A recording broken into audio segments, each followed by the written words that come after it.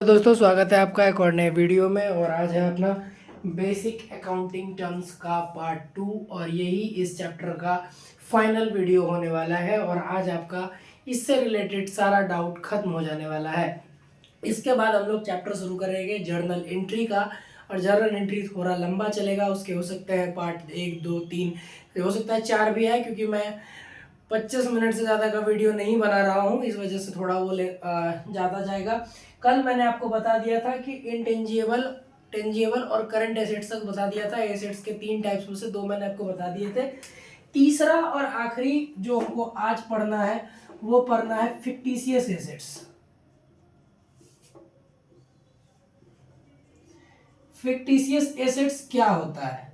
सबसे पहले इसको हम लोग लिख लेते हैं, फिर मैं आपको एक्सप्लेन करूंगा कि फिक्टिशियस एसेट्स किसको कहते हैं। आशा करता हूं कि आप लोग यहाँ तक का जो भी वीडियोस मैंने डाला है डे 1 से लेकर के अभी तक का वो आप देख रहे होंगे।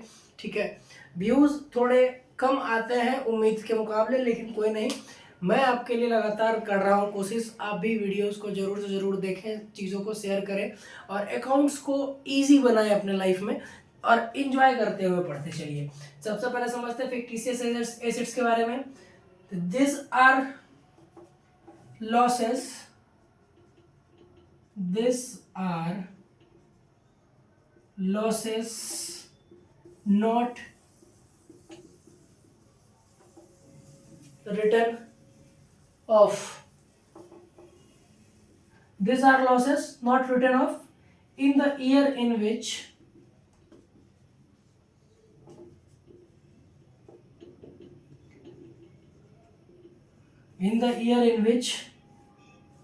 they are incurred.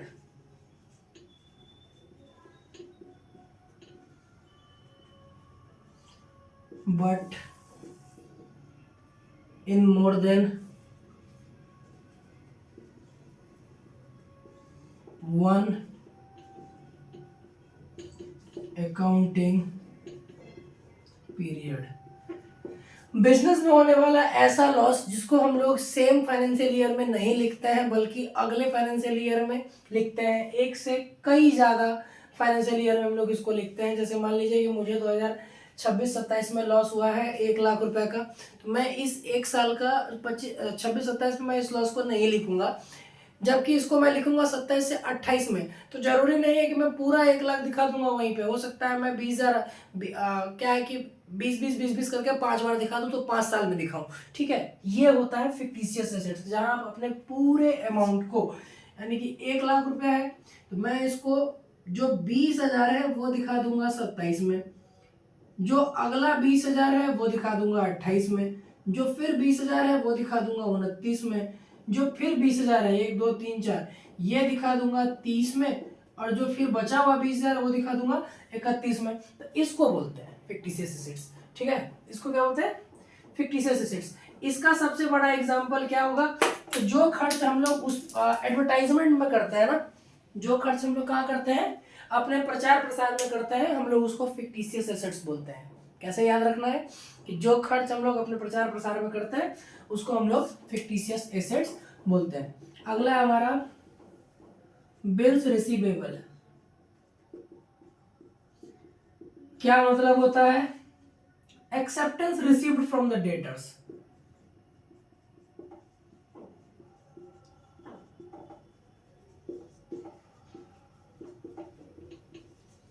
आपको डेटर पता है, जब एक्सेप्टेंस जो वो भेजेगा, जो हम भेजेंगे उसको, उसको जब डेटर रिसीव कर लेगा तो उसको क्या बोलते हैं? Bills receivable. अब इसी में एक होता है बिल्स पेबल। बिल्स पेबल, जो एक्सेप्टेंस हम डेटर को दिए हैं उसी को बोलते हैं बिल्स पेबल।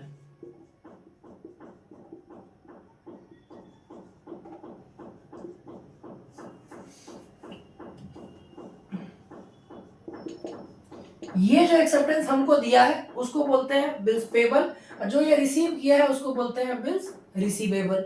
ठीक है, कोई दिक्कत नहीं है। एक आता है अपना ट्रेड रिसीवेबल।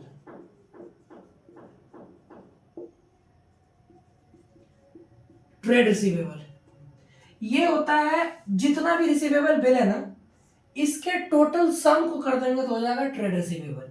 ठीक है, it is the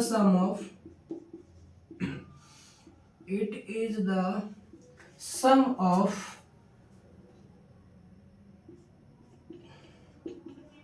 debtors and bills receivable. जितने मेरे डेटर हैं और जितना मेरा वो है, क्या बोलते हैं उसको, बिल है रिसीवेबल का, बिल्स रिसीवेबल का जितना भी अमाउंट है सबको जोड़ देंगे, डेटर को जोड़ देंगे, तब बनेगा क्या, मेरा ट्रेड रिसीवेबल। अगला टर्म है अपना ट्रेड पेबल। ट्रेड पेबल ये भी किसी चीज का सम होता होगा। It is the sum of, ये किस चीज का सम होता है, तो total of creditors and bills payable. Bills payable का और क्रेडिटर के टोटल सम को क्या बोलते हैं हम लोग, ट्रेड पेबल बोलते हैं।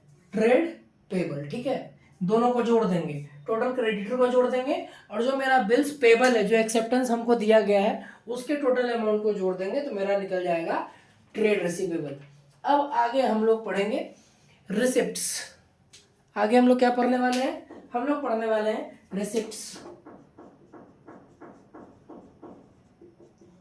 रिसिप्ट्स क्या होता है, अमाउंट रिसीव्ड और रिसीवेबल, मिल चुका पैसा या फिर मिलने वाला पैसा, उसको क्या बोलते हैं, रिसिप्ट बोलते हैं। ठीक है, इसी में एक टर्म अपने पास और आता है, वो है एक्सपेंडिचर का। अभी हम लोग एक्सपेंडिचर को भी समझेंगे कि एक्सपेंडिचर क्या होता है। मैं एक बार देख लूँ, अगर बोर्ड के नीचे जगह बच रही होगी कैमरे में तो मैं एक्सपेंडिचर यहाँ लिखूंगा, नहीं तो फिर हम लोग इसको इरेज करेंगे और फिर उसके बाद जो है हम लोग लिखना शुरू करेंगे। ऐसे तो अभी बहुत सारा टॉपिक है अपने पास, लेकिन मैं कोशिश कर रहा हूँ कि एक्सपेंडिचर यहाँ पर मेरा आ जाए। तो देखते हैं, तो यहाँ पर जगह दिख रहा है मुझे। क्या है कि अकेला वीडियो शूट करता हूँ तो सब चीज़ें मुझे ही देखनी पड़ती है, थोड़ा सा उसके लिए जो है। तो ऐसा करते हैं, इसको हम लोग नेक्स्ट स्लाइड में करते हैं। पहले आप लोग इसका एक स्क्रीनशॉट ले लेंगे ताकि आपको बाद में लिखने में आसानी हो। तो चलिए, अभी आप लोग इसको लिख सके इसलिए मैं साइड हटकर समझा रहा हूँ। तो सबसे पहला चीज़ कि हमारा एक्सपेंडिचर क्या है, तो expenditure is the amount spent on liability incurred for acquiring assets, goods और सर्विसेज। जब हम लोग अपने लिए कोई भी एसेट्स, गुड्स और सर्विसेज खरीदते हैं, या जो कि वो लायबिलिटी हो या कोई भी हो, जो हम खर्च करते हैं उसके ऊपर, हम लोग उसको क्या बोलते हैं, एक्सपेंडिचर बोलते हैं। आम भाषा में बात करें तो उसको हम लोग खर्चा बोलते हैं। ठीक है, ये खर्चा कितने तरह का होता है, दो तरह का होता है। पहला खर्चा अपना होता है कि एक होता है अपना रेवेन्यू एक्सपेंस, और दूसरा अपना होता है कैपिटल एक्सपेंस। ठीक है, अब दोनों में डिफरेंस बिटवीन एग्जाम में पूछता है, कभी 2 नंबर वाले क्वेश्चन में पूछता है। तो पहला रेवेन्यू समझते हैं। It is the expenditure incurred the benefits of which is consume for 1 accounting year. ये ऐसा एक्सपेंस है जो कंज्यूम होता है हमारे एक अकाउंटिंग ईयर के लिए। जैसे हम अपने स्टाफ को सैलरी देंगे, मैं इस रूम में रहता हूँ, इसका मैं रेंट दूंगा, मैं अपने लिए कोई छोटा मोटा सामान खरीद लूँगा जिसका इस्तेमाल मैं 1 साल 1.5 साल करूँगा, एक अकाउंटिंग पीरियड के लिए करूँगा, तो वो है मेरा रेवेन्यू एक्सपेंडिचर। दूसरी तरफ मेरा है capital expenditure. It incurred to acquire fix assets और इम्प्रूविंग द एग्जिस्टिंग एसेट्स। इसका इस्तेमाल हम लोग क्यों करते हैं, तो फिक्स एसेट्स को खरीदने के लिए करते हैं, और जो मेरे पास फिक्स एसेट्स है उसको इम्प्रूव करने के लिए हम लोग इसका इस्तेमाल करते हैं, जिसका कि बेनिफिट हमें 1 से ज़्यादा अकाउंटिंग पीरियड के लिए मिलता है। इसका एग्जांपल होता है परचेज ऑफ मशीन्स, इक्विपमेंट्स। मान लीजिए मैं एक एसी खरीदता हूँ, क्या मैं एसी 1 साल ही यूज़ करूँगा कि उस एसी को कई सालों तक यूज़ करता रहूँगा, मेरे कई अकाउंटिंग पीरियड में यूज होगा। ठीक है, तो वो होता है कैपिटल एक्सपेंडिचर। उम्मीद करता हूँ आपको ये दोनों चीज़ें बहुत अच्छी तरह से समझ में आई होंगी। हम लोग बढ़ते हैं अपने नेक्स्ट टॉपिक की तरफ, और अपना जो नेक्स्ट टॉपिक है वो क्या है, एक बार आप इसका स्क्रीनशॉट लीजिए। उम्मीद करता हूँ कि मैं साइड हट के बोल रहा था तो आपने लिखा भी होगा। आगे हम लोग अभी बात करेंगे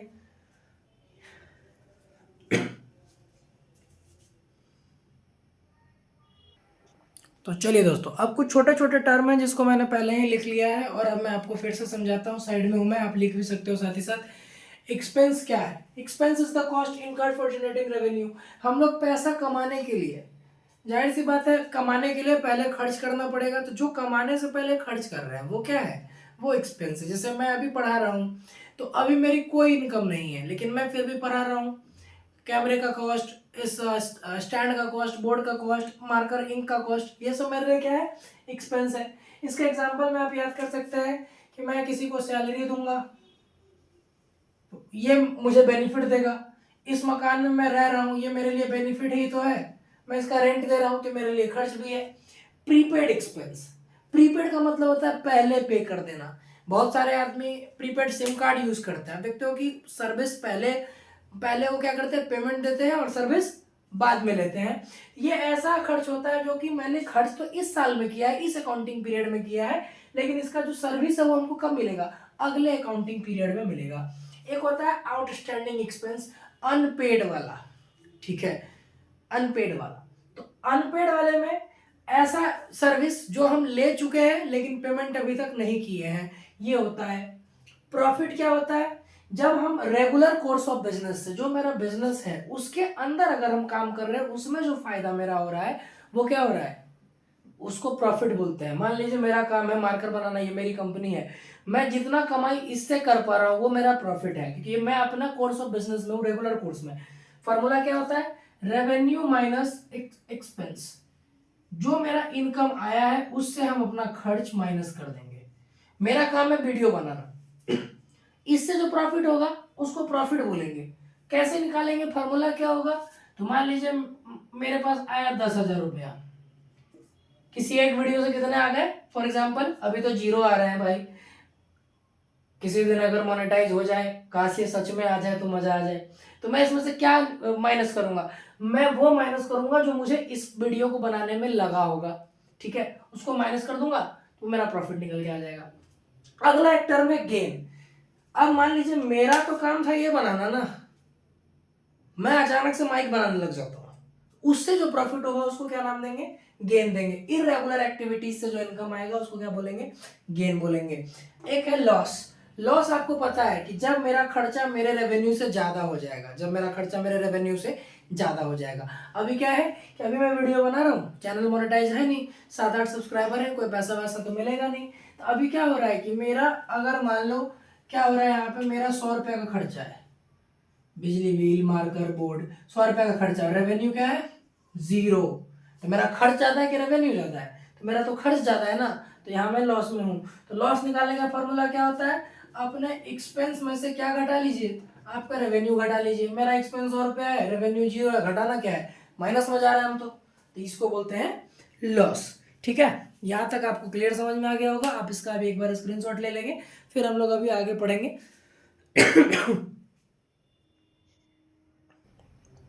तो चलिए दोस्तों, यहाँ पर हम लोग समझते हैं अगला टॉपिक। हमारा अगला टॉपिक है income. It is the profit earn during one accounting period. एक अकाउंटिंग पीरियड यानी कि 26 से 27 के अकाउंटिंग पीरियड में जो मैं पैसा कमाऊंगा उसको क्या बोलूंगा? इनकम बोलूंगा। दूसरा है इन्वेंट्री। अब देखिए, मैं अगर कुछ बना रहा हूँ, कुछ बेच रहा हूँ, तो क्या लगता है, मैं अगर ये बना रहा हूँ मार्कर, तो ये एक मार्कर बिकेगा तब मैं दूसरा मार्कर बनाऊंगा? नहीं ना। मैं क्या करूंगा, एक बार में इस मार्कर का 1000 पीस बनाऊंगा एक पर्टिकुलर डेट पर, और उसको मैं अपने पास रखूंगा। तो उसको बोलते हैं स्टॉक, इन्वेंट्री। स्टॉक या इन्वेंट्री दोनों एक ही चीज होती है, उसको क्या बोलेंगे? इन्वेंट्री बोलेंगे। इन्वेंट्री दो तरीके का होता है, एक होता है अपना कि एक होता है ओपनिंग स्टॉक, एक होता है क्लोजिंग स्टॉक। कॉमर्स में दोस्तों हम लोग जो अभी ईयर फॉलो करते हैं ना, 1 जनवरी 2026 से 31 दिसंबर 2026, इसको बोलते हैं कैलेंडर ईयर। इसको क्या बोलते हैं? Calendar year. लेकिन अकाउंट्स की भाषा में इसका कोई वैल्यू नहीं है, इस पे काम नहीं होता। अकाउंट्स की भाषा में काम होता है 1 अप्रैल 2026 से 31 मार्च 2027, इसको बोलते हैं फाइनेंशियल ईयर। इसको क्या बोलते हैं? Financial year. अकाउंट्स इस पर काम करता है। तो ओपनिंग स्टॉक और क्लोजिंग स्टॉक दो तरीके का चीज। जो प्रोडक्ट 1 अप्रैल को बना है, स्टोर किया गया इन्वेंट्री में, वो है ओपनिंग स्टॉक, और जो 31 मार्च वाला स्टॉक है वो है मेरा क्लोजिंग स्टॉक। अब स्टॉक तीन तरह के हो सकते हैं अपने पास, रॉ मटेरियल, कच्चा माल। इसको बनाने के लिए प्लास्टिक, इंक, सब चीजें चाहिए होंगी मुझे, तो ये कहीं से तो लाऊंगा, प्लास्टिक लाऊंगा, इंक अलग लाऊंगा, नोजल अलग लाऊंगा, इसका रबड़ अलग लाऊंगा, अंदर वाला जो जिसपे इंक भरते हैं वो अलग लाऊंगा। ये सब अलग अलग है, तो रॉ मटेरियल है। दूसरा स्टॉक होता है work in progress, work in progress. अब ये बन रहा है, तो बनने के कड़ी में पहले कैप बना, फिर ये डब्बा बना, ये बना, ये वर्क इन प्रोग्रेस है। और तीसरा होता है अपना फिनिश्ड गुड्स। अब ये मेरे पास कंप्लीट बन करके आ गया है, मार्केट में बिकने के लिए तैयार है, तो ये हो गया तीसरा टाइप। तो स्टॉक्स दो तरह के होते हैं, opening stock, closing stock. Opening stock 1 अप्रैल को और क्लोजिंग स्टॉक 31 मार्च को। अभी आने वाला है क्लोजिंग स्टॉक का टाइम। जो स्टॉक होते हैं वो कितने तरह के होते हैं, वो तीन तरह के होते हैं, raw material, work in progress, finish good. Raw material का मतलब कच्चा माल, जिससे मैं कोई अपना फाइनल प्रोडक्ट बनाऊंगा। वर्क इन प्रोग्रेस का मतलब काम अभी जारी है, चल रहा है, कार्य प्रगति पर है। जैसे आपने बाईपास पे देखा होगा, कहीं मेट्रो वगैरह बन रहा है तो वहां पे देखा होगा। हमारे यहाँ पटना में भी मेट्रो बन रहा है, तो कई जगह पर वर्क इन प्रोग्रेस लिखा होता है। फिनिश्ड गुड्स, बन करके तैयार हो गया है मार्केट में बेचने के लिए, ये कहलाता है फिनिश्ड गुड्स। अगला अपना है discount, A reduction in price of goods sold. बेचे जाने वाले सामान के दामों में जब हम कुछ रिडक्शन लाते हैं, गिरावट लाते हैं, तो उसको हम लोग बोलते हैं डिस्काउंट। मान लीजिए कि आप यहाँ पर पढ़ रहे हैं मेरे से, और अभी जो है मैं पेड कोर्स बेचना शुरू कर दूं, तो पेड कोर्स मान लीजिए मैं बेच रहा हूँ 1,000 रुपये में, और मेरा मन किया कि चलो भाई बहुत अच्छे बच्चे हैं, बहुत साल से मुझे सपोर्ट कर रहे हैं, मैं ऐसा करता हूँ 1,000 के बदले 500 में बेच देता हूँ, तो ये क्या कहलाएगा, डिस्काउंट कहलाएगा। अब दोस्तों डिस्काउंट भी दो तरीके का होता है। पहला होता है ट्रेड डिस्काउंट, अभी इसको एक्सप्लेन करेंगे ट्रेड डिस्काउंट क्या होता है। उसके बाद दूसरा होता है कैश डिस्काउंट। ठीक है, मैं ट्रेड डिस्काउंट और कैश डिस्काउंट लिखवाऊंगा नहीं, मैं आपको होमवर्क दूंगा, मैं सिर्फ समझाऊंगा कि ट्रेड डिस्काउंट कहते हैं किसको है और कैश डिस्काउंट कहते हैं किसको है।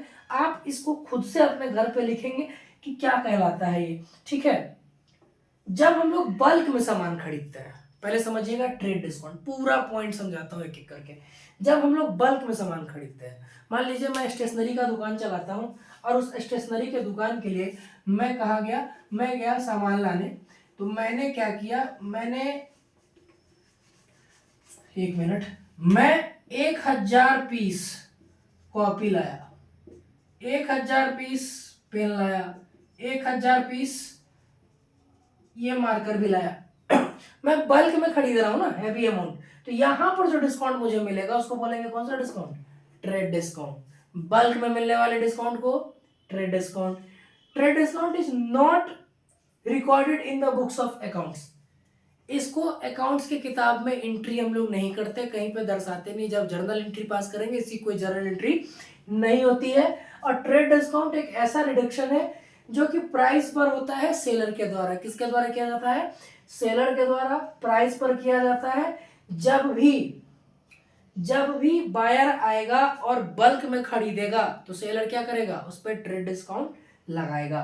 ठीक है, मैंने बताया कि बल्क में खरीदते हैं तब हमको मिलता है, इसकी कोई जर्नल एंट्री नहीं होती है, और ये सेलर के द्वारा किया जाता है परचेज ऑफ गुड्स पे। जब कैसा परचेज, जो बल्क में खरीदा जाएगा, ये वो होता है।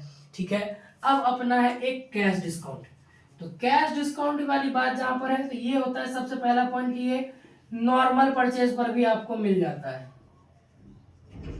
ठीक है, नॉर्मल परचेज पर भी आपको मिल जाता है, उसको बोलते हैं कैश डिस्काउंट। कैश डिस्काउंट की एंट्री होती है, हम लोग जर्नल में इसकी एंट्री करते हैं, या फिर वो टाइमली पेमेंट की एंट्री हो या अर्ली पेमेंट की एंट्री हो। मान लीजिए मुझे 10 तारीख की डेट दी गई थी, तो मैं 10 के 10 को पेमेंट करूं, या 10 के बदले में 7 को पेमेंट कर दूं, तो उसकी एंट्री भी होती है। और नहीं सॉरी, एंट्री तो इसकी होती ही है, लेकिन कैश जो डिस्काउंट है ये अलाउ करता है दो तरीके का पेमेंट का। एक तो टाइमली, थोड़ा उल्टा बोल दिया, और दूसरा होता है अर्ली, माफ कीजिएगा। दो तरह का पेमेंट का ऑप्शन हमको कैश डिस्काउंट में मिलता है, एक टाइमली पेमेंट और एक अर्ली पेमेंट। या तो 10 तारीख का टाइम है तो 10 तारीख को पेमेंट करूं, या तो अर्ली 10 तारीख से पहले मैं पेमेंट कर दूं, और इसकी एंट्री अकाउंट्स बुक्स में हम करते हैं।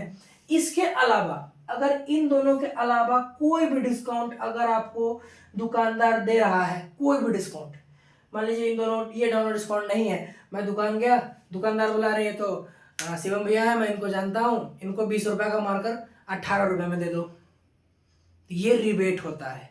इसके अलावा कोई भी डिस्काउंट अगर आपको मिल रहा है जिसको क्या बोलते हैं, रिबेट।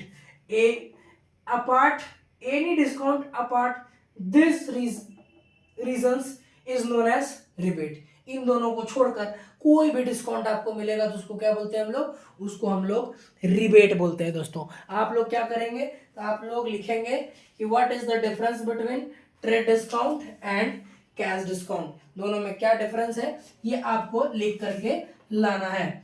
आप लोग लिखेंगे और एक बार देख लेंगे कि आप लोग लिख पा रहे हैं कि नहीं लिख पा रहे हैं। अगर चीजें समझ में आ रही है तो जाहिर सी बात है आप इसको अच्छी तरह से लिख लोगे, लेकिन अगर समझ में नहीं आ रही है तो आप, हमको नहीं लगता कि आप इसको लिख पाओगे। 2-3 चीजें और है जिसको मैं एक्सप्लेन कर लूँ, उसके बाद में इस चैप्टर को कर दूंगा खत्म। तो दोस्तों ये रहा आज के इस चैप्टर जो बेसिक अकाउंटिंग टर्म था, इस चैप्टर का आखिरी 2 पॉइंट कि बैड डेब्ट्स और डेप्रिसिएशन क्या होता है। ऐसा अमाउंट जो नॉट रिसीवेबल होता है, डूब गया पैसा समझिए, उसको बोलते हैं बैड डेब्ट्स।